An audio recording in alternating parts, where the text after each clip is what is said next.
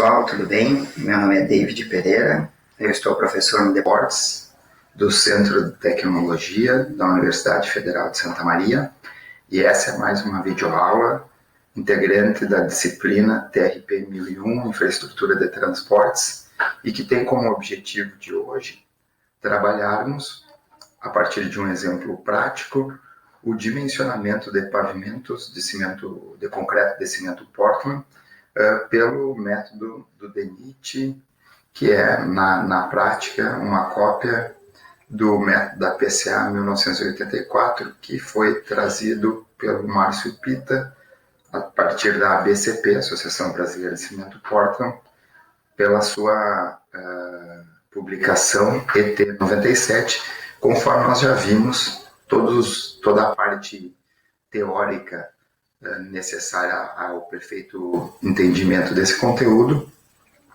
nas outras duas videoaulas sobre pavimentos de concreto, certo?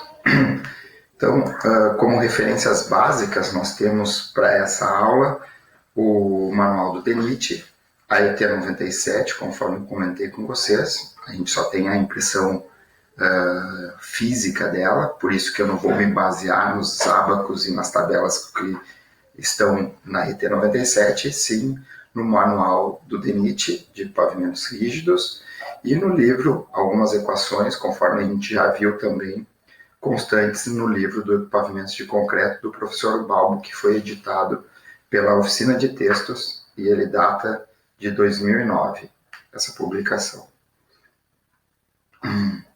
Bom, então, pessoal, em termos gerais, o que nós temos quando nós formos dimensionar pavimentos de concreto, pelo método preconizado pela Portland Cement Association dos Estados Unidos, de 1984, nós temos que ter, para uma certa condição de tráfego, uma estrutura, e nós vamos verificar se essa estrutura atende ou não as premissas pelas quais nós estaremos dimensionando em relação ao tráfego, mas sobretudo focando o que vai acontecer em caso de emprego de bases cimentadas com o mecanismo ou a degradação por fadiga das placas de concreto. Lembrando que nós estamos dimensionando pavimentos com placas cerradas, né? Isso para formar as juntas longitudinais e transversais, e que a condição de inserção de aço nessas placas dá-se apenas nas bordas longitudinais e transversais com as barras de ligação e de transferência, respectivamente. Beleza? Então, o nosso exemplo para essa videoaula tem como enunciado dimensionar um pavimento de concreto para o tráfego explicitado, é esse da tabelinha que vocês observam aqui ao lado. Então, nós temos ação de 3 tipos de eixos, com discretizações de cargas de 3 cargas para cada um dos eixos. O eixo simples de rodas duplas, de 8 toneladas, tem uma previsão de solicitação diária de 800 solicitações diárias. O eixo simples de rodas duplas, de 9 toneladas, 600, e de 10 toneladas, 500.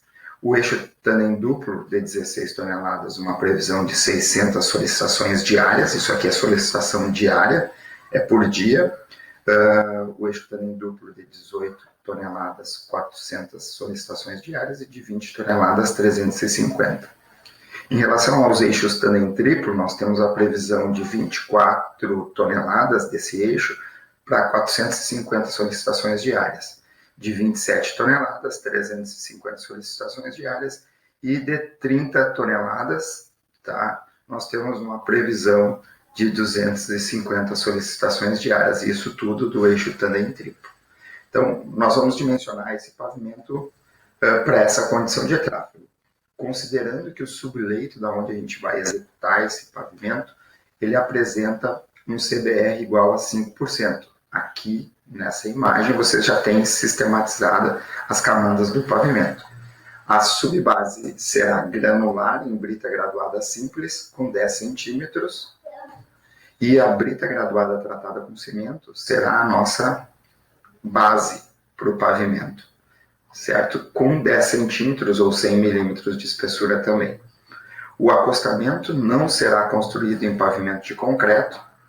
Então, tudo aquilo que a gente viu na parte teórica, em termos de uma certa transferência de carga na junta longitudinal que tangencia o acostamento, não ocorre pelo agregado, pelo interlock, né, aggregate interlock, ou intertravamento dos agregados do concreto da pista de rolagem e do acostamento. Isso não vai ocorrer, o que acaba, em linhas gerais, gerando aquelas tensões equivalentes um pouco superiores. As placas possuirão barras de transferência e serão moldadas em um corpo com um concreto com resistência à tração à flexão de 4,5 megapascal. A gente ainda tem que o período de projeto é de 25 anos, isso é importante a gente marcar, assim, pontuar. Os pavimentos de concreto eles costumam ter períodos de projetos maiores do que os pavimentos asfálticos. A gente trabalha com pavimentos de concreto, períodos de projeto que vão de 20 a 30 anos, nós estamos usando 25 anos, e a taxa de crescimento do tráfego será considerada linear, certo? Então, esses eixos aqui, ó, ao longo do período de projeto, eles vão crescer suas solicitações diárias a uma taxa linear de 1% ao ano, certo? Então, é para essa condição que nós precisaremos, então, dimensionar o pavimento. O que precisa ficar bem pontuado para vocês é que essa estrutura que dá suporte à placa de concreto, que é o nosso objeto de dimensionamento, na prática, nós vamos verificar qual é a espessura de concreto que corresponda adequadamente, do ponto de vista estrutural e o mecanismo de ruptura por fadiga, certo? Há esse tráfego constante aqui para uma condição de suporte das placas constituídos por essas condições aqui de subleito, subbase e base, certo? O que não quer dizer que outra estrutura com diferente configuração de base, subbase, não possam também atender à condição de tráfego no que diz respeito à degradação por fadiga das placas, certo? Da onde que saiu essa estrutura? Essa estrutura de suporte à placa saiu do pensamento, do raciocínio e do know-how do projetista, certo? Mas lembrando que engenharia é um exercício técnico conciliado à questão financeira. Então nós podemos, eventualmente, dimensionar diferentes estruturas e verificarmos, a partir do orçamento da execução dessas condições de diferentes estruturas, verificarmos qual é aquela que menor custo trará em termos de implantação desse pavimento. Então, o que eu vou mostrar na aula de hoje é apenas a sistematização de como chegar a uma determinada solução, no caso específico, para essa condição de estrutura previamente colocada de suporte às placas de concreto. Tá ótimo? Então, agora nós vamos para o dimensionamento propriamente dito. Cabe ressaltar, pessoal, que todos vocês receberam essa planilha, que é da videoaula Resolução de Exercício, certo? É a nossa planilha padrão, que eu vou preenchendo juntamente com vocês, tá? Então, eu espero que vocês peguem o computador de vocês, abram essa planilha e acompanhem o vídeo executando as atividades conforme eu estou fazendo aqui, tá? É importante também lembrar que essas células que estão pintadas em azul aqui são as células que vão precisar ou vão merecer uma especial atenção por parte de vocês no seu preenchimento.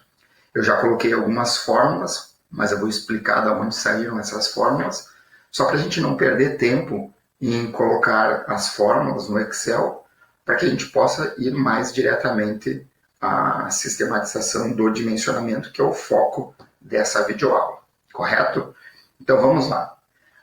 Aqui está a primeira abinha aqui é de enunciado, nós temos o enunciado, nós temos a condição de tráfego, correto?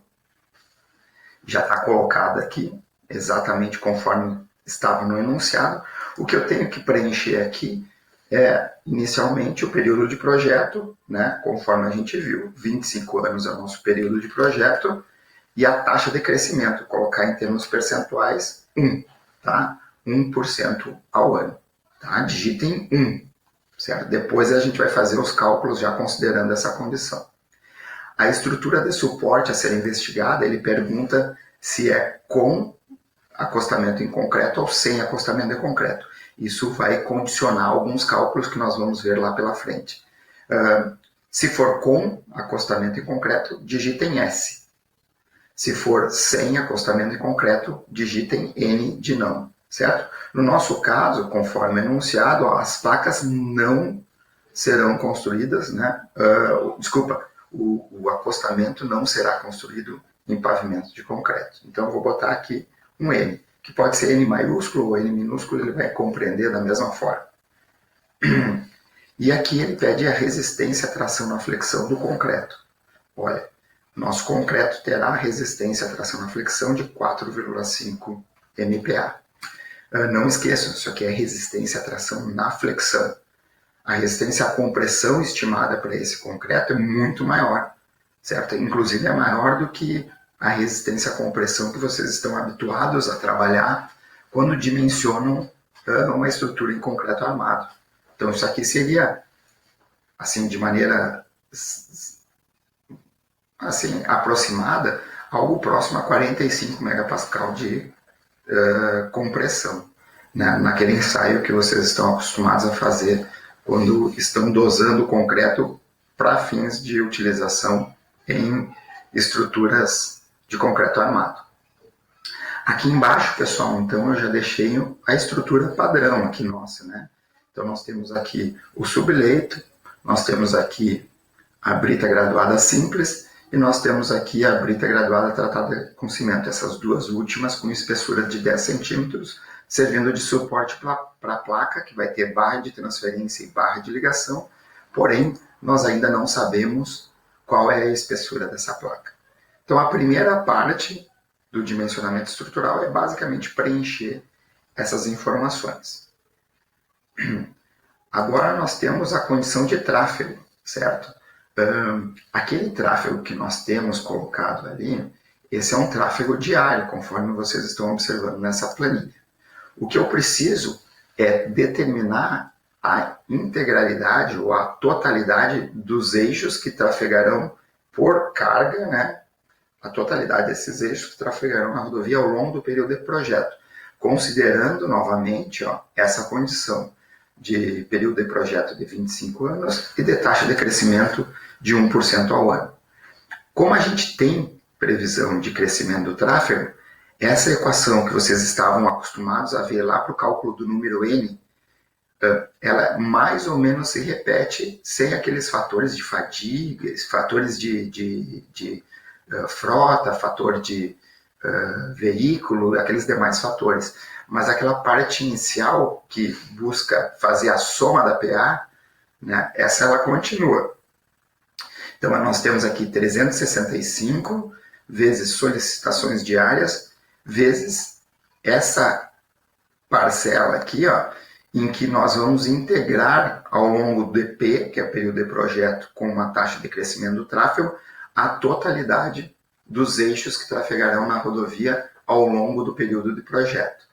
Então, da onde que saem esses números que eu já deixei preenchido aqui, mas que eventualmente vocês deveriam colocar a fórmula. Eu coloquei a fórmula aqui, simplesmente para vocês saberem como é que saiu, mas esse 8.212.500, da onde que ele surgiu? Ele surgiu da aplicação dessa equação para crescimento linear do tráfego. Então é 365 vezes o número de solicitações, que é 800, vezes essa parcela aqui, que é 1 mais P é 25, T é 1, né? Só que aqui o T é em termos fracionários, conforme a gente já viu lá no estudo do tráfego. Então, se vocês observarem na equação aqui, o Tzinho, ele está sendo dividido por 100, tá? Para ser 0,01 um valor que entra na equação. menos tudo isso ao quadrado, menos 1 dividido por 2t. De tal sorte que essa aqui, ó, essa coluna, representa a quantidade individual de eixos previstas a serem solicitadas, né, ao longo de todo o período de projeto a placa de concreto. Então, nós temos 8 milhões e alguma coisa de eixos simples de rodas duplas de 8 kN. O de 10 kN, desculpa, 10 toneladas, né? 10 toneladas, essa é a unidade que a gente está trabalhando. Eixos simples de rodas duplas de 10 toneladas, 5 milhões e alguma coisa. O eixo tandem duplo de 18 toneladas, nós temos uma previsão de 4.106.250. Inclusive, eu arredondei para nenhuma casa decimal aqui, tá? Porque trabalhar com números fracionados de algo que é inteiro, que é um eixo, não tem razão de ser um arredondamento. E de eixo tandem triplo, por exemplo, de 30 toneladas, nós temos uma previsão de 2.566.406. Espero que vocês tenham compreendido. Se vocês acharem melhor, podem apagar essas fórmulas e preencham com as fórmulas que vocês mesmos vão colocar aqui na nossa tabela. Importante, se vocês forem fazer uma auditoria das fórmulas, é que eu coloquei, caso nós não tenhamos essa taxa de crescimento maior do que zero, ela vai automaticamente calcular a partir dessa fórmula que está prevendo, então, um crescimento inexistente do tráfego. Então, vai aplicar diretamente essa fórmula aqui, conforme vocês veem no final aqui, ó, dessa fórmula, tá? Então, se o t for maior do que zero, ele vai calcular pela taxa de crescimento linear do tráfego. Se ela não for maior do que zero, então, digamos que ela seja zero, vai ser igual a esse daqui. Se for negativa, pessoal, ninguém vai botar um valor de taxa de crescimento negativo, tá? Então, eu nem considerei essa possibilidade, beleza? Então, esse t tem que ser maior ou igual a zero, não pode ser menor do que zero. Bom, isso é uma questão de Excel e de que foge um pouco o que é, de fato, o objetivo de hoje, tá? Bom, seguindo adiante, então, pessoal, nós temos na próxima abinha aqui a parte de sistemas, composição do sistema de apoio. Bom, eu tenho essa estrutura que vai dar suporte à minha placa de concreto, certo? Tenho um subleito com CBR igual a 5%, eu tenho 10 centímetros de brita graduada simples e 10 centímetros de brita graduada tratada com cimento. Na prática, tudo isso que dá suporte à placa, nós vamos tratar como se fosse um sistema de molas, conforme vocês veem ilustrado na figura, que vai ter uma constante elástica lá na mola, o casinho, que nós chamamos de módulo de reação do sistema de apoio, que é o cabo sistema de apoio, com um determinado valor lá. E é esse valor que agora a gente precisa investigar e compreender como a gente chega a essa condição. Bom, para que a gente consiga fazer isso, vocês observem que nós temos inúmeras abas nessa planilha do Excel e nós vamos chegar então ao K, né, devido a uma camada granular. Eu já deixei até pronto aqui para vocês compreenderem. Então nós temos aqui, na prática, uma condição em que nós temos um subleito igual, com CBR igual a 5%, certo? E sobre esse subleito com CBR igual a 5%, nós estamos colocando 10 centímetros de brita graduada simples, que é um material granular. Então, observem aqui, é K sobre uma camada granular. Da onde que saiu isso aqui? Dos ábacos existentes lá no manual do DENIT de pavimentos rígidos, conforme nós já vimos nas aulas anteriores, nas videoaulas anteriores. Então, uma coisa importante para esses ábacos é que a gente nunca trabalhe da forma que eu estou colocando aqui. Inclusive, vocês podem, eventualmente, aumentar ou diminuir essa foto, essa figura que está na tabela de vocês, e isso pode gerar uma distorção do ábaco. Então, é normal que, porventura, vocês façam uma reprodução, uma cópia do manual, por exemplo, e na hora de fazer a cópia, quando vão fazer o xerox, o pessoal deforma um pouco esses ábacos.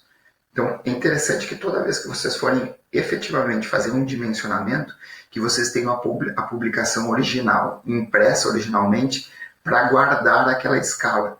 Porque essa escala pode distorcer, fazendo com que vários alunos que forem dimensionar o pavimento, cada um com a sua reprodução, tenham valores um pouco diferentes em função dessa distorção de escala, certo? Mas como nós estamos aqui para fins didáticos, para apenas compreender todo esse processo, eu deixei aqui sem me preocupar muito. Se eu fosse fazer o dimensionamento efetivo desse pavimento, eu usaria cópias ou impressões originais para essa finalidade. Então, cuidem na tabela que eu passei para vocês para não deformarem esse gráfico. Se vocês deformarem o gráfico, e a gente pode aumentar a largura, aumentar só a altura, isso pode gerar uma certa deformação, e aí os resultados já se perdem, nós perdemos a acurácia desses resultados. Então aqui, como é que a gente entra?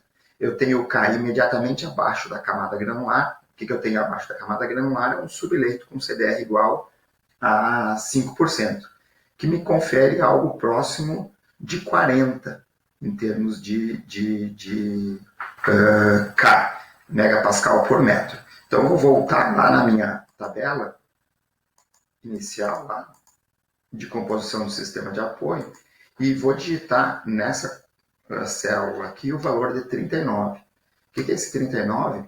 É o valor de K previsto caso a gente fizesse aquele ensaio de carga em placa sobre um subleito cujo CBR igual a 5%. Bom, vou retornar lá para aquela minha planilhazinha, onde eu tenho o K da camada granular, vou com uma linha vertical, que eu já botei aqui, ó, eu botei uma setinha, uma figura, né, uma reta aqui, até encontrar essa linhazinha correspondente à espessura desse material granular de 10 centímetros. Lembrem que a gente não está lendo a palavra subbase, porque eventualmente eu poderia estar trabalhando com base.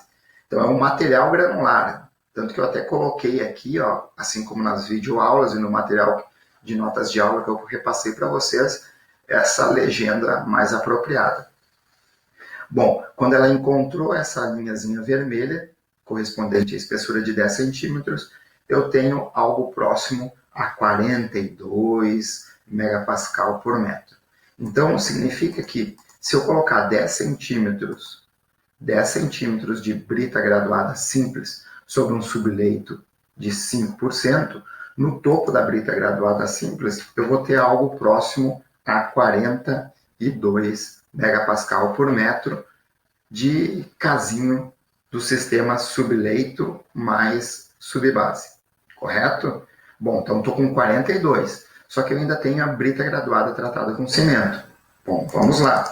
Eu deixei a planilha mais completa possível. Observem que aqui vocês têm, nessa aqui, só o cimento, e nessa aqui vocês têm o CCR. Inclusive eu deixei as flechinhas aqui para facilitar. Bastaria vocês pegarem a flechinha, apontarem na condição correspondente, né, diminuir o tamanho, cuidem para não distorcer o tamanho dela, para não gerar nenhum tipo de distorção. Ela tem que estar vertical e a outra tem que estar na horizontal, certo? Então nós temos então o K da brita graduada tratada com cimento. Perdão. Embaixo da brita graduada tratada com cimento, nós temos a brita graduada simples, que me gerou um K de 42 megapascal por metro. Então aqui, ó, eu encontrei mais ou menos o 42, certo? Cheguei até a espessura correspondente, no meu caso aqui ainda está um pouquinho errado, eu vou baixar ela aqui, ó, até 10 centímetros de espessura da minha brita graduada tratada com cimento. Aqui eu vou trazer para baixo e eu vou ter algo próximo de 80, que vai ser o meu casinho do sistema de apoio. 80 vai ser o meu K do sistema de apoio. certo? Tá vendo? Olha lá, 10 centímetros de brita graduada tratada com cimento, chega a um valor igual a 80 megapascal por metro, correto? Então vamos adiante lá, vamos colocar esse valor de 80. Ó, 80, certo? Aqui do lado eu tenho uma representação só para deixar mais didático para vocês. Então, aqui em cima da brita graduada do subleito com CDR igual a 5, ele era o valor de 39. Aqui eu tinha o valor de 42 e aqui, portanto, eu tinha o valor de 80. Correto? Então, isso significa dizer que todo o meu sistema de apoio vai me gerar uma condição de casinha da mola, né, de 80 megapascal por metro. Então, minha placa estaria, então, submetida a uma condição de suporte, cujo K é igual a 80. Bom, dessa forma, pessoal, é importante lembrar que esses lugares, esses campos que estavam em azul, vocês precisam preencher porque nós vamos puxar essas informações para as demais planilhas necessárias ao dimensionamento do pavimento. Então é assim que a gente compõe a nossa estrutura de suporte às placas. Então o meu casinho do sistema de apoio é 80.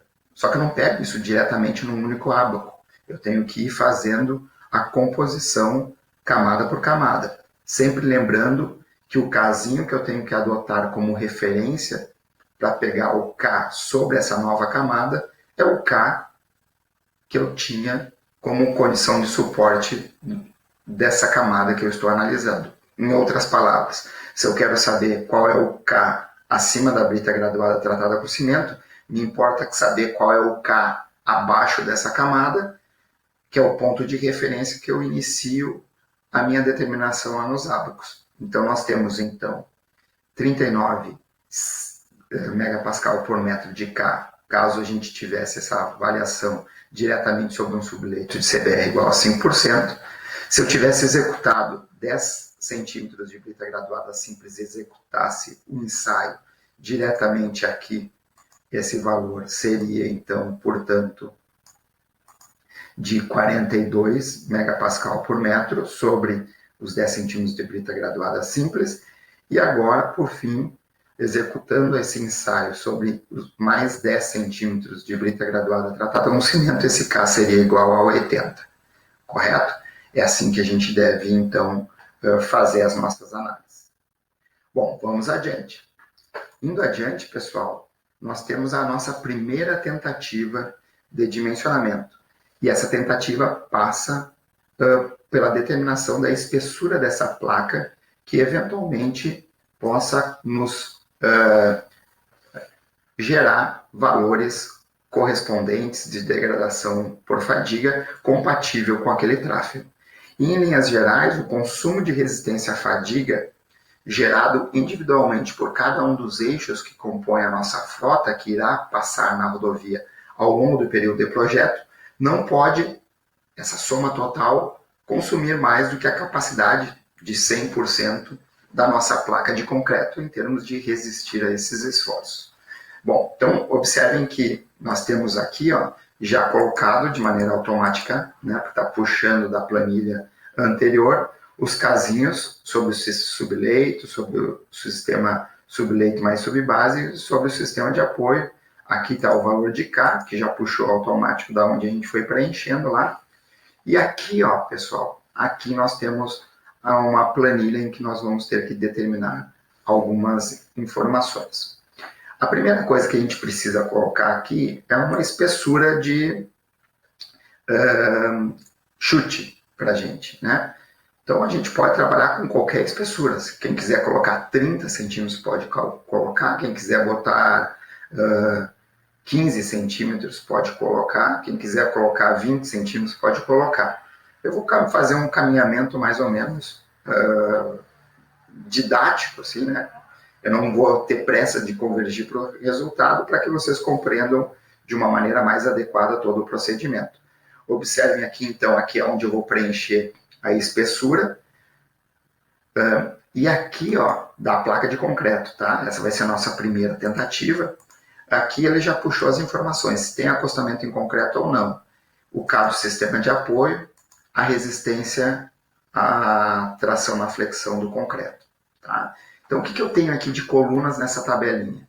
Eu tenho os tipos de eixos, certo? Um detalhe importante e que me faltou aqui foi o seguinte, lá na condição de tráfego, voltando lá, ó, eu não corrigi essa informação aqui, ó, certo? Eu não coloquei na condição de tráfego qual é a condição que a gente tem de fator de segurança do nosso dimensionamento, que é aplicado à carga. Os pavimentos de concreto, na norma do DENIT, em função das condições de tráfego que a gente pode assumir, em função da importância da rodovia, alguns fatores de segurança de carga. Mas isso também vai muito do projetista e muito da segurança que esse projetista tem em termos de avaliação do tráfego. Nós aqui, pessoal, vamos adotar o valor igual a 1. Vamos imaginar que a gente fez essa avaliação de tráfego e ela é compatível com uma certeza que a gente possa vir a ter, assim, com uma maior confiabilidade, melhor falando, das condições de tráfego. Então, nós não vamos colocar, apesar de a gente ter uma tabelinha aqui, ó, para altos volumes de caminhões, por exemplo, ele coloca aqui um fator de segurança de 1,2. Então, nós vamos adotar, ao invés de 10, 12 toneladas de carga para o eixo simples de rodas duplas. Isso tem um impacto bastante importante na espessura das camadas, porque a gente pode majorar em até, olha aqui, ó, 50% as cargas.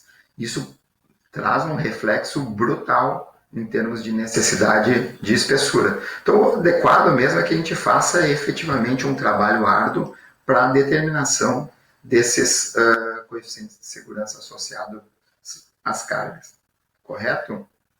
Então, nós vamos colocar 1, porque nosso levantamento de campo, a nossa pesagem amostral, ela foi efetivamente conduzida e a gente tem certeza absoluta daquilo que a gente fez. Bom, em condições gerais, então aqui a gente tem essa condição de tráfego, né, com as cargas já corrigidas. A gente tem também o número de solicitações diárias, que a gente já tinha visto, aquele número total de solicitações previstas em termos de crescimento do tráfego ao longo do período de projeto. Observem que isso aqui é exatamente os valores que a gente já havia calculado anteriormente. E a gente tem agora, isso é importante, então, a tensão equivalente. A tensão equivalente ela pode ser determinada de duas maneiras. No manual do DENIT, nós temos umas tabelas que correlacionam a tensão equivalente em função do K e da espessura da placa de concreto que nós estamos avaliando. Correto? Eu também mostrei na videoaula as equações que o professor Balbo havia sugerido no livro de 2009, em que ele ponderou essas equações a partir de constantes C1, C2 e C3 de regressões lineares, regressões matemáticas, desculpa, em função do emprego de métodos numéricos a partir do que ele tinha visto e calculado na hora que ele publicou o livro. Então, o que é isso? Então, para os conjuntos de eixos, são eixos simples, de rodas simples ou rodas duplas, nós temos essas constantes que vocês estão vendo na tabelinha aqui, para a condição de acostamento não sendo em concreto.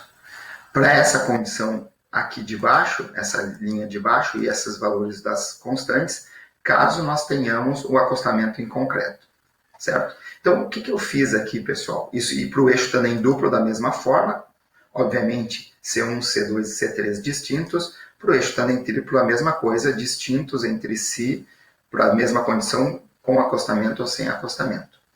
O que eu tenho aqui nessa fórmula, e vocês vão ver que na medida em que eu coloque aqui a espessura tentativa, ele já vai fazer o cálculo direto. basicamente é fazer o cálculo, eu só otimizei a minha planilha em função da informação que eu tenho aqui. Que informação? O K do sistema de apoio, a equação é essa daqui, ó. Essa aqui é a equação, observe, a tensão equivalente para uma determinada condição de eixo, ela é fundamentada em função de C1, que é a função do tipo de eixo, o C2, que é o expoente da espessura, essa espessura é a espessura de concreto, tá? Da placa de concreto, e o K é o Kzinho do sistema de apoio para esse C3 aqui. Então, observe, na medida em que eu coloco, vamos imaginar, uma espessura de 17 centímetros ou 170 milímetros, porque essa é a unidade adequada a colocarmos na equação, certo? A tensão equivalente, ela já vai aparecer calculada automaticamente. Ó, deu 1,993. 1,993. Da onde que saiu esse 1,993? Dessa equação aqui. Se eu pegasse essa equação para um caso sistema de apoio de 80 e uma espessura de 170, esse 1,993, considerando que a gente não tem acostamento em concreto, então eu teria que pegar esse valor aqui, 5.984, vezes a espessura, que é 170, elevado nesse expoente de menos 1,40297, vezes o K do sistema de apoio é 80, elevado a menos 0,18299. Caso esse valor aqui fosse sim, ele calcularia pela linha de baixo, com esses coeficientes da linha de baixo, e obviamente o valor aqui seria diferente. Se vocês quiserem, vocês podem tentar aí, tá bom? Só que assim, ó, como essa parte que fala do acostamento, ela está vindo lá do outro, da outra planilha, né, da planilha do enunciado, não é do enunciado, é do enunciado, olha aqui, ó. Eu vou modificar aqui para não mexer nas minhas fórmulas lá. E vou botar assim. Então, lembre que a gente tinha olha só, 1,993. Se eu botar sim aqui, ó, ela calcula direto para mim e eu vou ter esse valor de 1,626. Observem que esse valor é menor. Por quê? Porque ele considera, na posição crítica da aplicação da carga, uma certa transferência de carga através da borda longitudinal, através do aggregate interlock existente entre o concreto da faixa de rolagem e do acostamento. Observem que aqui ó, já mudou automaticamente, veio o S para cá, e a partir desse S, nessa fórmula, observem que na fórmula tem o C, tá? Ele já vai para essa linha ou para essa linha, pegando os coeficientes C1, C2 e C3. Bom, vamos voltar lá para o enunciado e deixar a nossa condição original, que é a condição de inexistência de acostamento de concreto. Então, esses valores calculados aqui da tensão equivalente, tá aqui do eixo tandem duplo, observem que a fórmula ela leva em consideração esses coeficientes do eixo tandem duplo.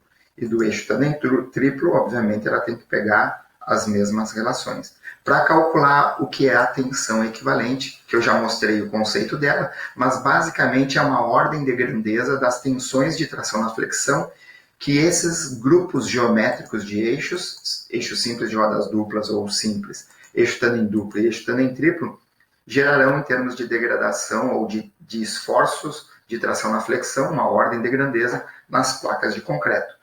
Obviamente que isso ainda não leva em consideração a carga, porque a carga também é um aspecto importante, mas é a tensão média, assim, em que essas nossas placas de concreto estarão submetidas quando da ação de cada um desses eixos.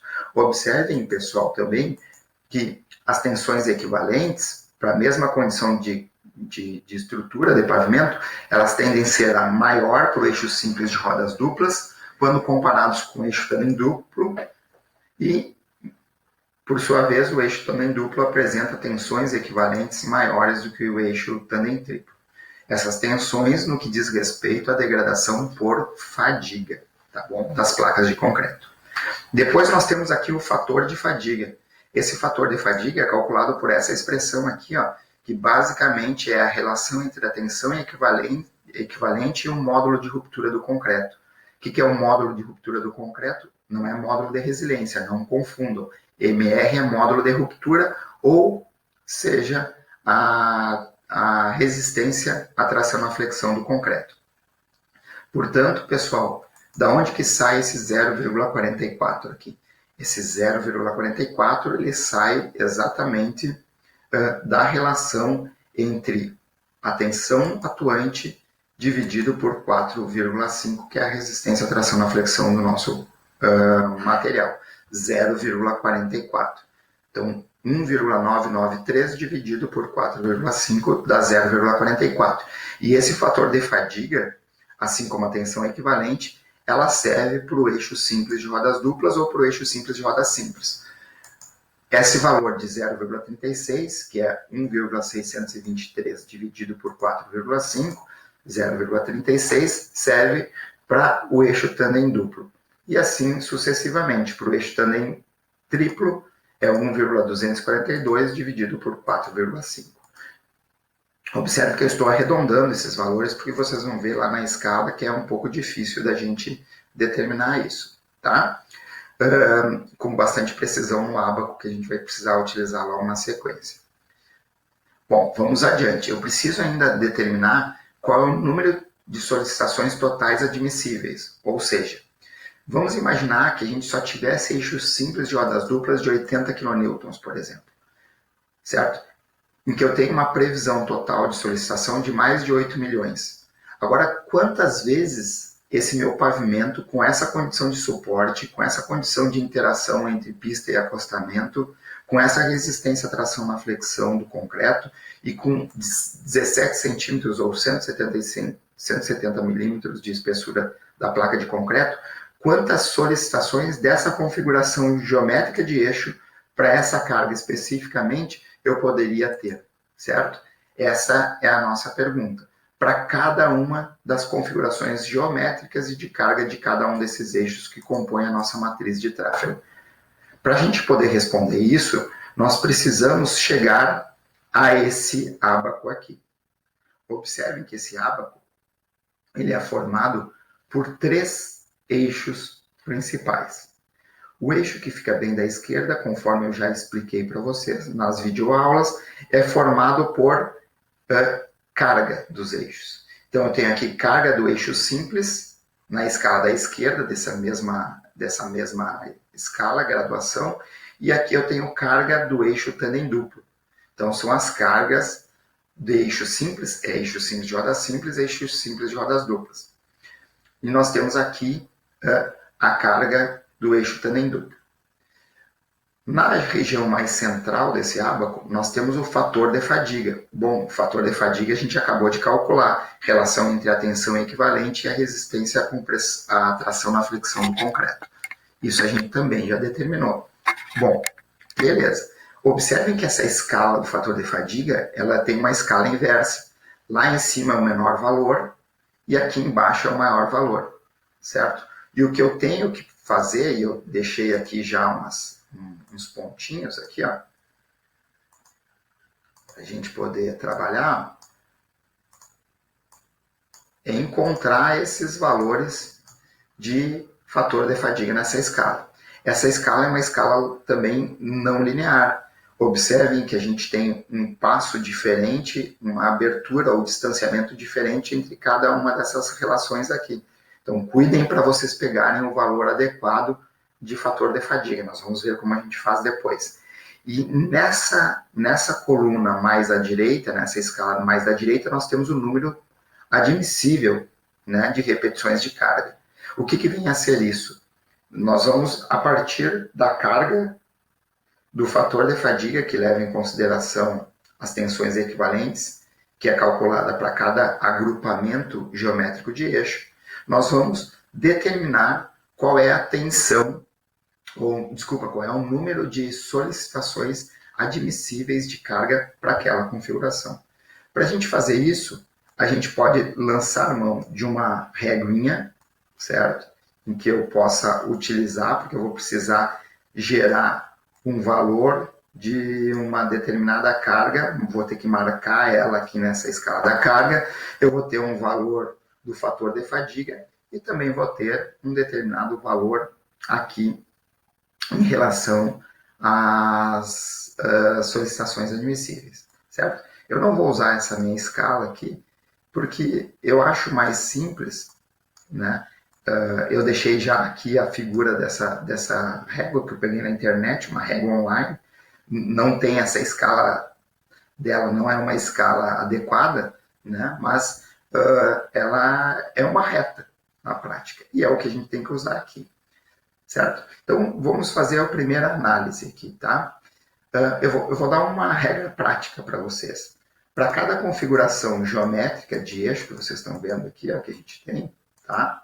Cada configuração geométrica de eixo, eu sempre começo pelo eixo mais pesado, pela carga mais pesada de cada configuração geométrica. E de antemão, conforme eu já falei para vocês, os eixos simples de rodas duplas costumam ter tensões equivalentes ou impacto na degradação por fadiga maior do que os eixos tandem duplo e os eixos tandem triplo. Sobretudo quando a gente tem essas cargas, ó, que são múltiplas. Observem que eu peguei propositalmente os eixos tandem duplo, que são configurações em tandem de dois eixos simples de rodas duplas, as múltiplas do eixo simples de rodas duplas, ó, 80, 16, 9, 18, 10, 20, para que vocês criem essa sensibilidade ao fazer o dimensionamento dessa condição aqui de pavimento. E a mesma coisa para o eixo tandem triplo, ó, 3 vezes 8, que são 8 toneladas do eixo simples de rodas duplas, dá 24 para o eixo tandem triplo, 27 e 30, correto? Então, eu costumo, na hora de dimensionar, sempre começar pelo eixo simples de rodas duplas com a carga maior. Bom, então, como é que eu chego e uso esse ábaco? Vamos lá.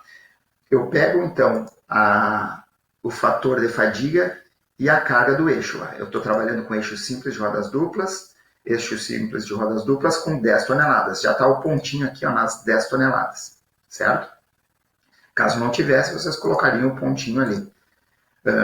Depois, eu tenho um fator de fadiga de 0,44. Beleza, fator de fadiga aqui, ó, vou pegar esse pontinho aqui, ó, certo? 0,44. Observem que aqui é 0,4, aqui é 0,5. E eu tenho 1, 2, 3, 4, 5 espacinhos. Então, cada risquinho desses aqui, ó, observem lá na figura, equivalem a 0,02. Então, o 0,44 para mim está aqui, correto?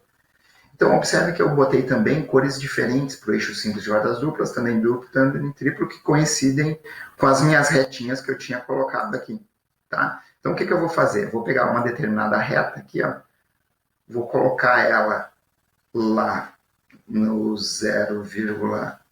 10 toneladas. Observe que para o eixo simples de rodas duplas, a escala é a que fica mais à esquerda. Vou colocar ela aqui passando no 0,44 e vou verificar o que acontece lá no na minha escala do número admissível. Eu cheguei a 200, correto? Então eu vou colocar aqui, ó, para 10 toneladas do eixo simples de rodas duplas, 200. 200 o quê? 200 mil solicitações admissíveis. Em linhas gerais, o que isso representa fisicamente? Que se eu tivesse esse meu pavimento com 17 centímetros de espessura da placa de concreto, um casinho de sistema de apoio de 80 megapascal por metro, sem acostamento em concreto, essa minha estrutura chegaria à ruptura por fadiga da placa de concreto se nós estivéssemos agindo apenas o eixo simples de rodas duplas de 10 toneladas, depois de 200 mil solicitações desse eixo. Então, 200 mil solicitações desse eixo seriam suficientemente capazes de gerar, só ele individualmente agindo no pavimento, a sua degradação por fadiga, certo? Bom, o que acontece com o eixo simples de rodas duplas de 9 toneladas? Então, vou pegar aqui, ó, 9 toneladas, ó, tá? 9 toneladas. Cheguei aqui, ó, na mesma condição do fator de fadiga, tá? De 0,44. Claro, pessoal, aqui não consigo ter uma precisão muito grande, eu estou trabalhando no Excel. O ideal é que a gente pegasse a régua efetivamente no papel, gerasse esses valores, tá bom? Bom, um outro detalhe, existem outros métodos de dimensionamento que não dependem dessa precisão geométrica, né? Do quão bem a gente fez a nossa disciplina lá de desenho técnico, tá? Acontece que no Brasil essa é a norma que o DENIT especifica, e por isso que a gente está trabalhando assim. Existem processos mecanicistas que levam à geração desses resultados também. Então, não se preocupem, não vai ser sempre assim que a gente vai dimensionar, e o DENIT está em constante evolução, e daqui um tempo, pode ser que uma nova metodologia venha em substituição a essa, que já é a mais passada. O que se tem visto atualmente, em termos de utilização de pavimentos de concreto, é que essa metodologia ainda traz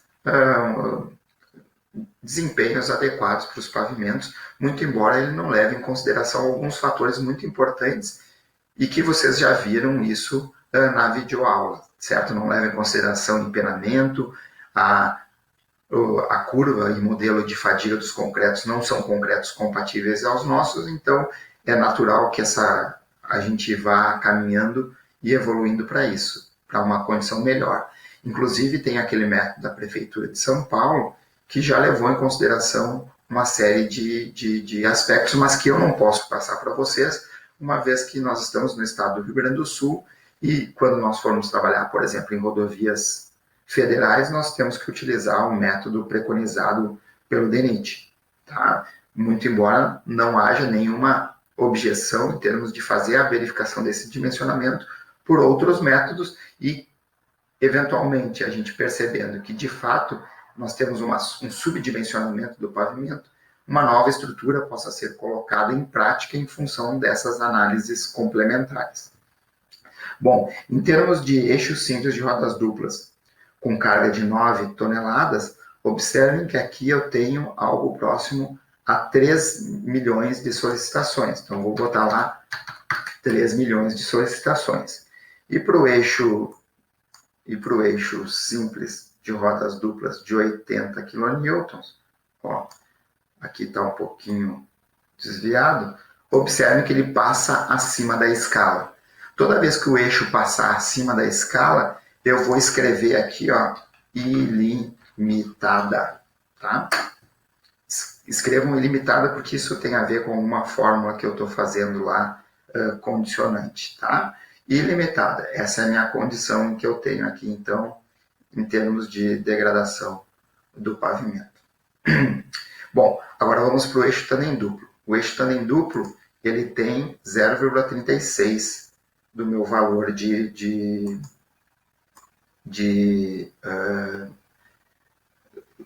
fator de fadiga. Observem, aqui está o 0,30, aqui é o 0,40, aqui eu tenho de 1 em 1. Tá? Então eu tenho aqui, ó, 1, 2, 3, 4, 5, 6. Tá aqui. Tá? Mais ou menos por aqui. Vou pegar a minha amarelinha. O eixo tandem duplo, vou pegar a carga maior dele, é de 20 toneladas. 20 toneladas, ó, ela coincide com esse pontinho, nessa escala mais da direita, com um pontinho de 10 toneladas do eixo simples de rodas duplas. Então, vou encaixá-lo aqui, certo? Olha lá, coloquei e fui adiante. Observem, pessoal, que a gente tem, então, a mesma condição anterior que nós tínhamos, ilimitada. Tá?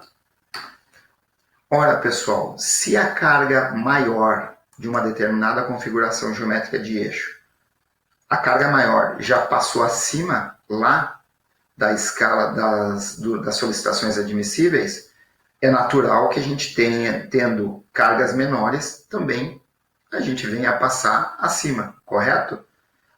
Então, se eu tivesse de 9 toneladas, ó, na mesma condição, eu vou passar mais acima ainda. Então, nós temos uma condição em que todas as solicitações desse eixo com carga menor vai ser ilimitada também.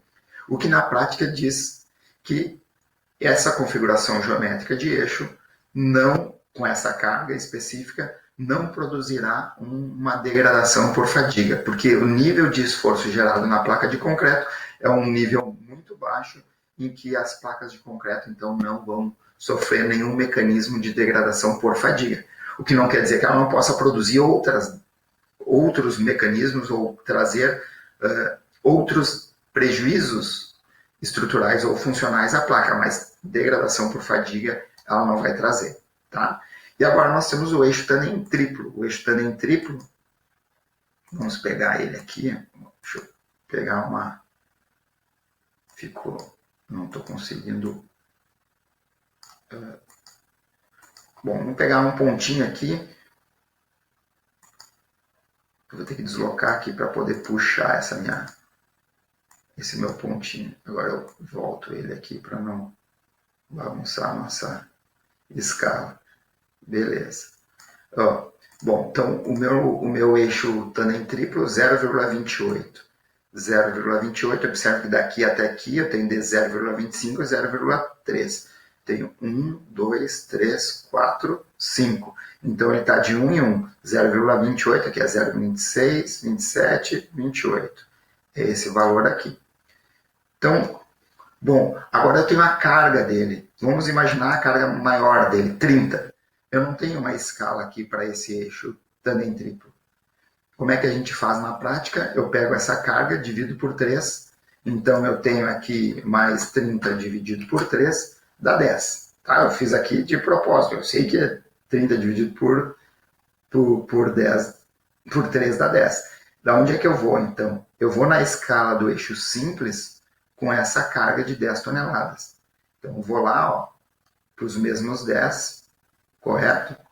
Para o meu fator de fadiga de 0,28, observe que ele extrapolou ainda mais a minha escala de número admissível.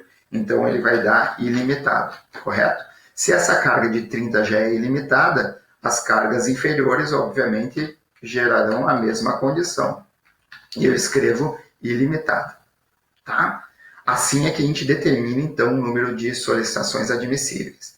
Dessa coluna aqui, eu já levo para lá os meus resultados automaticamente. Tá? Já está tudo vinculado. Ilimitado, ilimitado, ilimitado. Tá? E eu tenho aqui essas solicitações. Então, o que eu preciso agora? Eu preciso calcular os consumos de resistência à fadiga individual, que é o que eu já tenho numa fórmula que eu coloquei aqui. Como é que eu calculo isso? Eu vou calcular da seguinte forma, tem essa equação aqui. Ó. Eu vou calcular individualmente o consumo a partir da relação do N previsto. Ó, aqui nós temos o número de solicitações previstas dividido pelo número de solicitações admissíveis. Olha só, quando eu tenho ilimitado, significa que esse valor é infinito. Então, eu tenho um determinado valor dividido por um infinito, vai me dar zero, certo? É o que eu tenho nessas condições em todas que eu coloquei ilimitado. Aqui já está calculando direto. Bom, mas para essas duas condições aqui, de eixo simples de rodas duplas, de 9 toneladas e de 10 toneladas, eu não tive valor de solicitações admissíveis infinitas. Então, eu preciso calcular. Como é que eu chego a esse 205,3? É 6.159.375 dividido por 3 milhões, tudo isso vezes 100 para 100 termos percentual. E eu tenho, então, 205,3. E a mesma coisa para o eixo simples de rodas duplas. Então, é 5 milhões e alguma coisa dividido por 200 mil vezes 100, vai dar 2.556. Quando eu faço o somatório total dessa coluna, eu tenho o consumo total de resistência à fadiga da minha placa de concreto para essa condição, o que me gerou um valor de 2.771%. É muito maior do que 100%. O ideal é que esse valor fique menor, mas o mais próximo de 100%. O que acontece na prática? Acontece na prática, conforme a gente já viu aqui, para essa configuração de carga, que a simples ação do eixo simples de rodas duplas, por exemplo, de 9 toneladas, já gerou uma falha por fadiga no meu pavimento. Só esse eixo trafegando já não daria perspectiva de bom desempenho ao longo dos 25 anos. Porque, olha só, eu tenho uma previsão de solicitação de 6 milhões e eu só tenho capacidade estrutural do meu pavimento para 3 milhões de solicitações desse eixo. E para o eixo simples de rodas duplas de 10 toneladas, essa condição é ainda pior. Por que ela é ainda pior, pessoal? Ela é ainda pior porque eu tenho 5 milhões de solicitações previstas e esse meu pavimento só suporta 200 mil solicitações desse eixo. Na prática, quando eu estava fazendo essas avaliações, eu já poderia ter percebido logo na primeira vez que eu lancei aqui as retas no ábaco, que o número de solicitações do primeiro eixo, simples de rodas duplas de 10 toneladas, porque a gente começou pela carga maior, já era incompatível com a condição estrutural que a gente deveria ter. Bom, então qual é a solução? A solução mais óbvia para nós é aumentarmos a espessura da placa de concreto, certo? Então vamos trabalhar com uma espessura maior. Então eu tenho uma outra abinha aqui, ó, que é a segunda tentativa. Esse é um processo interativo, né? Nós precisamos fazer uma série de iterações, né, em que nós vamos verificando se a gente está correto ou não está correto o nosso dimensionamento e modificando alguns parâmetros até convergirmos para o resultado final. E o nosso melhor resultado qual é? É tentarmos a espessura que gere o consumo de resistência à fadiga menor ou igual a 100%. O ideal é que a gente chegue muito próximo desse 100%. Muitas vezes a gente não consegue ter essa sensibilidade conforme nós vamos ver na sequência. Então, a primeira espessura que eu coloquei foi 17 centímetros, correto? Vamos ver o que aconteceria se a gente colocasse 18 centímetros ou 180 milímetros, tá? Ele já faz os cálculos todos automaticamente. Aqui ó, já tem as novas tensões equivalentes, correto? O que eu preciso agora aqui ó, é fazer de novo uma nova verificação. Mas vamos ser um pouco mais inteligentes agora em fazer essas verificações. Eu aumentei a espessura da placa de concreto, correto? Bom, na minha condição anterior, eu já tinha visto que todos os eixos, tanto em duplo e tanto em triplo, eles apresentavam condições ilimitadas de solicitações de cargas. Então, se eu aumentei a espessura de 17 para 18 centímetros, esses eixos, tanto em duplo e tanto em triplo, eles vão continuar com as condições ilimitadas. Vocês concordam comigo ou não? Certo?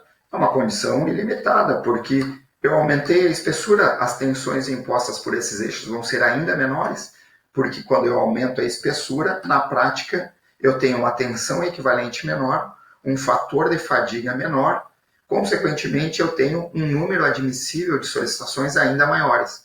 Se antes elas já eram infinitas, elas vão continuar sendo infinitas nessa condição. Observe que no caso anterior, eu também tinha o eixo simples de rodas duplas de 8 toneladas infinito. Então aqui, ó, de 8 toneladas, pela mesma motivação, continuará sendo ilimitada. E eu tenho agora duas condições a serem verificadas. Qual é? De 10 toneladas e de 9 toneladas. Então, vou pegar aqui, ó, nós temos 0,41. 0,41. Está aqui o meu pontinho. Observe que daqui do 0,40 para o 0,50 está de 2 em 2. Então, 0,41 está aqui no meio. Tá?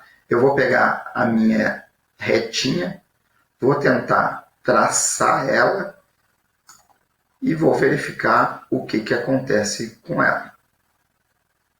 Tá? Eu cheguei a algo próximo de 1 milhão para 10 por eixo simples de rodas duplas, com um novo fator de fadiga que já foi calculado automaticamente. Observem que aqui a tensão equivalente já foi recalculada também automaticamente. Observem que ela pegou já a nova espessura, a nova condição de suporte do pavimento. Então essa condição ela já está toda ela recalculada, tá bom? Deixa eu só fazer uma análise aqui rápida do que ela está considerando na hora de calcular o meu casinho. Porque o meu casinho... tá pegando o casinho aqui de cima e não o casinho daqui da forma, tá? Tá tudo certo. Vamos continuar então. Então, eu tive aqui uma condição de tensão equivalente calculada, fator de fadiga calculado automaticamente. Eu tenho uma condição aqui, ó, que é de 1 milhão de repetições de carga. Certo? Ó, 1 milhão de repetições de cargas, eu já sei que vai extrapolar aqui também, ó. Tá certo? Eu extrapolei, deu 513%, porque eu tenho uma previsão de 5 milhões e alguma coisa do eixo simples de rodas duplas de 10 toneladas. Mas vamos insistir. Vamos agora para o de 9 toneladas, que antes não tinha dado ilimitado. Será que ele já dá ilimitado aqui ou não? Olha aqui. Ó, dando uma ajustadinha aqui, ó. Já deu ilimitado também o de 9 milhões. Ilimitado também, tá? Então, na prática, ó, nem vou ver o que acontece com esses dois eixos aqui, ó, o eixo tandem duplo e o eixo tandem triplo, conforme eu já falei. A minha limitação agora está no eixo simples de rodas duplas de 10 toneladas, que não deu ilimitado, deu 1 milhão de solicitações e que gerou uma condição, conforme vocês estão vendo aí, ó, de consumo de resistência à fadiga de 513%. Observem, com 1 centímetro a menos, a gente tinha 2.770%. Agora a gente já tem 513. Observe que 1 centímetro é muito sensível quando se trabalha com pavimentos de concreto. Correto? Então vamos adiante. Então, vamos para uma próxima tentativa. E o que seria natural nessa próxima tentativa? Nós aumentarmos em 1 centímetro a camada de placa de concreto. Então vamos trabalhar não mais com os nossos anteriores 18 centímetros e vamos trabalhar com 19 centímetros, conforme eu coloquei aqui na nossa terceira tentativa. Correto? Ele já calcula tudo automaticamente. Observem, eu já sei que nós temos todos os eixos ilimitada, tandem duplo, tandem triplo, ilimitado. Conforme a gente tinha visto anteriormente, eu tinha ilimitado também o eixo simples de rodas duplas de 8 e 9 toneladas. Como eu aumentei a espessura, eles vão continuar sendo ilimitados, certo? Sem problema nenhum. Então, o que eu preciso agora fazer a verificação é para essa condição, olha, ele já calculou a nova tensão equivalente em função do novo casinho do sistema de apoio em relação aos 19 centímetros de brita de concreto da placa, já calculou um novo tensão equivalente, um novo fator de fadiga, que agora é 0,38. Observem, vamos pegar aqui, 0,38. Aqui temos de 1 em 1 a escala, de 0,30 a 0,4, 0,38, portanto, é esse valorzinho aqui. Eu vou pegar 10 toneladas, observem, peguei 10 toneladas, cheguei a um valor aqui de 10 milhões de solicitações. 10 milhões de solicitações, certo? Por que eu não vou fazer os outros eixos? Porque eu já sabia que eles eram ilimitados. Então eu cheguei a 10 milhões. Quando eu chego a esses 10 milhões, pessoal, e vou comparar com a minha condição que eu tinha, olha só, tenho 51,3% de consumo de resistência à fadiga. Correto? Significa dizer, então, que esse meu pavimento seria adequadamente dimensionado dessa forma, com 19 centímetros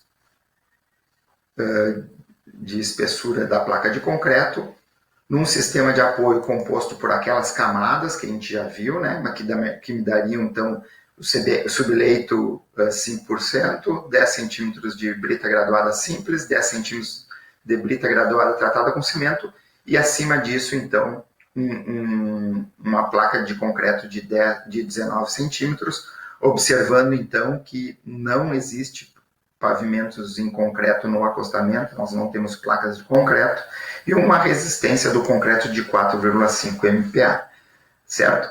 Essa é a condição que a gente converge. Observe que 1 centímetro foi a diferença entre 513% de consumo de resistência à fadiga, que não me daria certo, e na terceira tentativa, 1 centímetro a mais já me deu 51. Óbvio que o que eu gostaria, pretenderia, era que esse valor fosse o mais próximo de 100 possível, inferior a 100. Eu não posso trabalhar com espessuras menores, assim, de infrações de centímetros, né? Eu não posso trabalhar com espessura de 18,5 centímetros.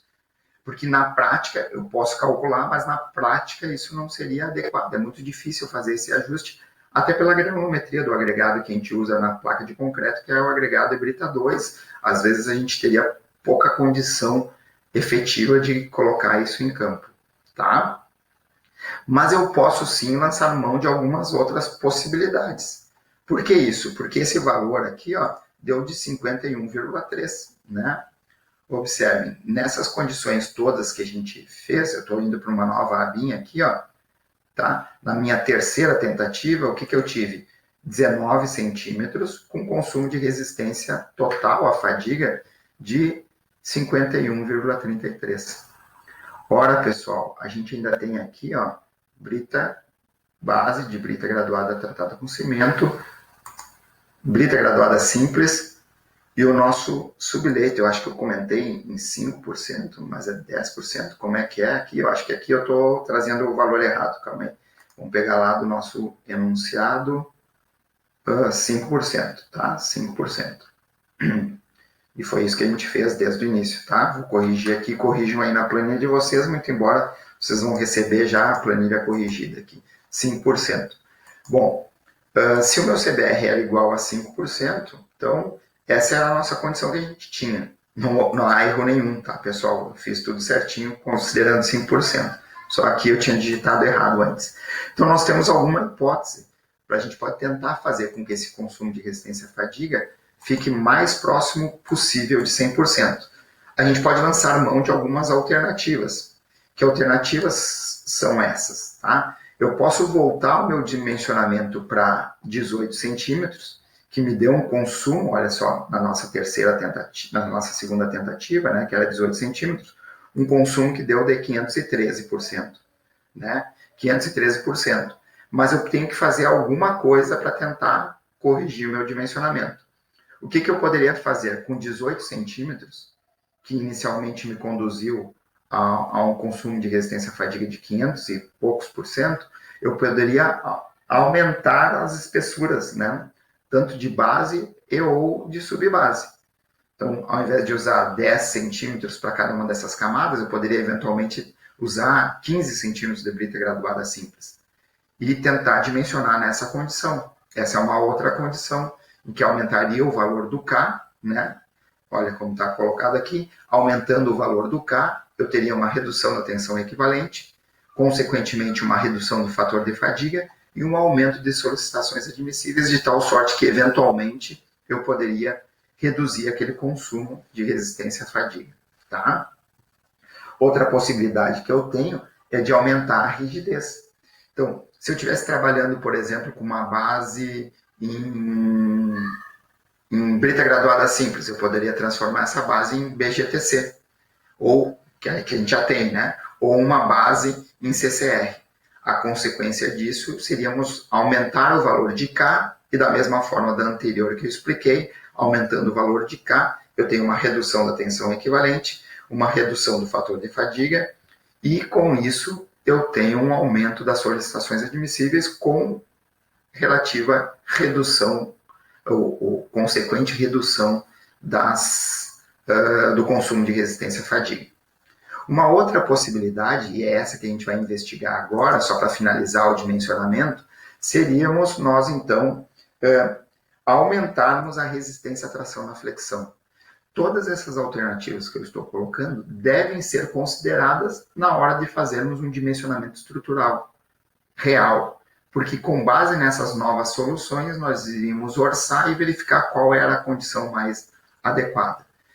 E essa última proposta, que é a que a gente vai fazer a análise agora, nós vamos manter em 180 a espessura da placa de concreto, que me gerou inicialmente um consumo de resistência à fadiga de 500%, mas aumentando a resistência à tração na flexão do concreto. Por que isso?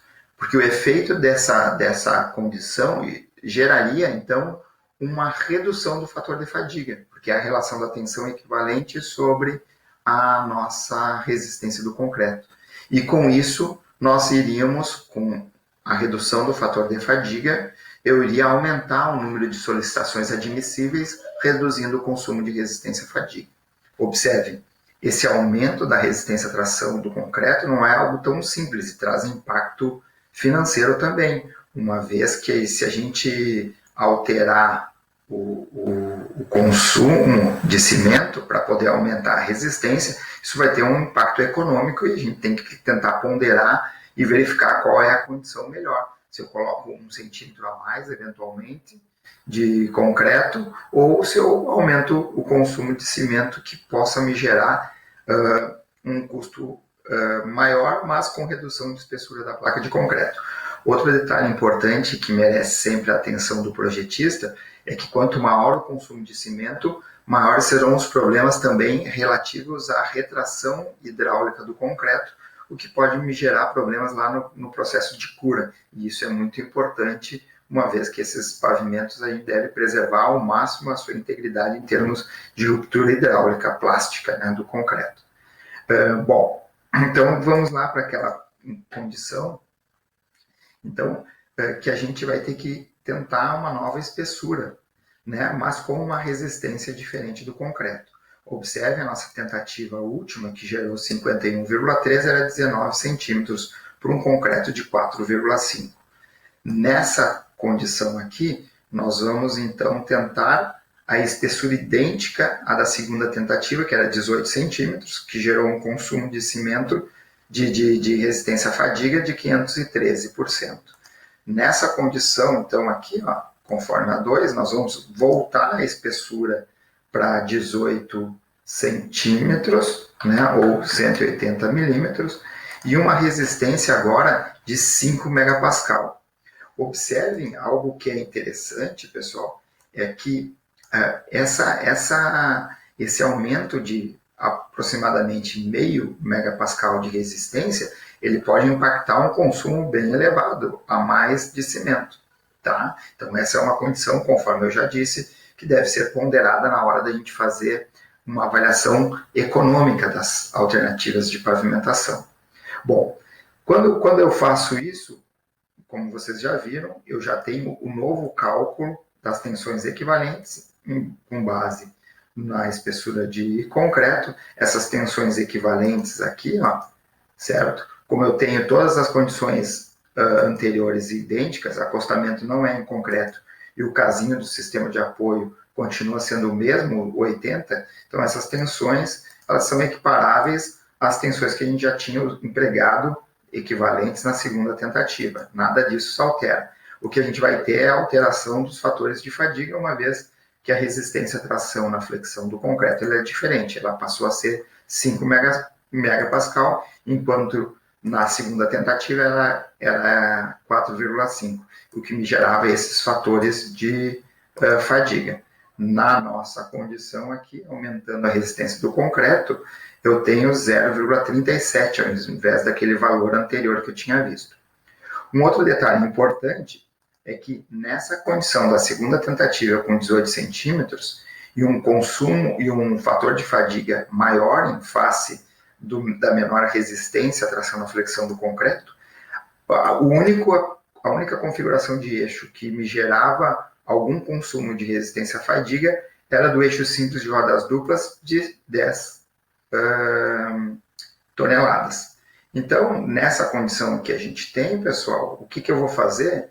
Eu vou manter todas as demais também como ilimitadas, certo? Então, eu tenho todos os eixos tandem duplo, de igual forma a gente já tinha anterior, como sendo ilimitada, os eixos tandem triplo também, e o eixo simples de rodas duplas de 8 toneladas e de 9 toneladas também como uma condição em que vai me gerar consumo nenhum a fadiga das placas. Então agora para eixo simples de rodas duplas com 10 kN e 0,37. Então aqui ó, falta eu pegar esse pontinho, aqui é 0,40, aqui é 0,3, eu tenho que chegar no 0,37. Então aqui é 39, 38, 37. Essa aqui é a minha condição. Eu vou gerar aqui, ó, colocando a minha reta, passando por esses dois pontos. Eu vou chegar a um consumo, portanto, nessa condição, ilimitado também para o eixo simples de rodas duplas de 10 toneladas. De tal sorte, então, que o meu consumo à resistência à fadiga, somado aqui, vai ser igual a zero. Tá? Na segunda tentativa, quando a gente usou com 4,5 megapascal de resistência à tração na flexão, a gente teve um consumo de 513%. Simplesmente aumentando a resistência à tração na flexão do concreto, nós passamos a um consumo ilimitado. Portanto, essa é uma condição que poderia ser, sim, implementada lá no campo, segundo o ordenamento desse método de dimensionamento que nós estamos trabalhando. Então, eu já tenho duas soluções possíveis. A primeira solução foi da terceira tentativa, 19 centímetros de espessura de placa de concreto, com a estrutura de base e subbase inalterada, isto é, 10 centímetros de BGTC, sobreposto a 10 centímetros de subbase em brita graduada simples e o subleito com CBR igual a 10%, a 5%. 5%. E a resistência à tração na flexão do concreto de 4,5. A outra alternativa seria 18 centímetros com 18 centímetros de placa de concreto com 5 megapascal, sendo a resistência à tração na flexão do concreto sem alteração do sistema de apoio, nem mesmo a presença de acostamento. Tá? O que pode ainda restar de dúvida é se a gente não conseguiria fazer esse dimensionamento adequado com 1 centímetro a menos ainda de concreto asfalto, de concreto de cimento Portland da placa, uma vez que aqui, com 18 centímetros, a gente não teve consumo nenhum. E é essa condição que nós vamos investigar agora. Então, essa condição vai ser igual a essa condição aqui, menos 1 centímetro ou 10 milímetros, certo? Para os mesmos 5 megapascal de resistência à tração na flexão. Bom, para 17 centímetros, a gente tinha feito na nossa primeira tentativa. E a gente percebeu, ó, que todos os eixos múltiplos, tanto em duplo e tanto em triplo, a gente já tinha também valores ilimitados. Eu continuo com essa mesma condição, da mesma forma que a gente viu para os 18 centímetros, certo? E eu tinha ilimitado para o eixo simples de rodas duplas de 8 toneladas. Isso tudo não vai ser alterado. Então, essa aqui, uma vez que a gente tem as tensões equivalentes e equiparáveis, vai continuar sendo ilimitado. Opa, eu digitei no lugar errado. Deixa eu voltar aqui. Voltei aqui.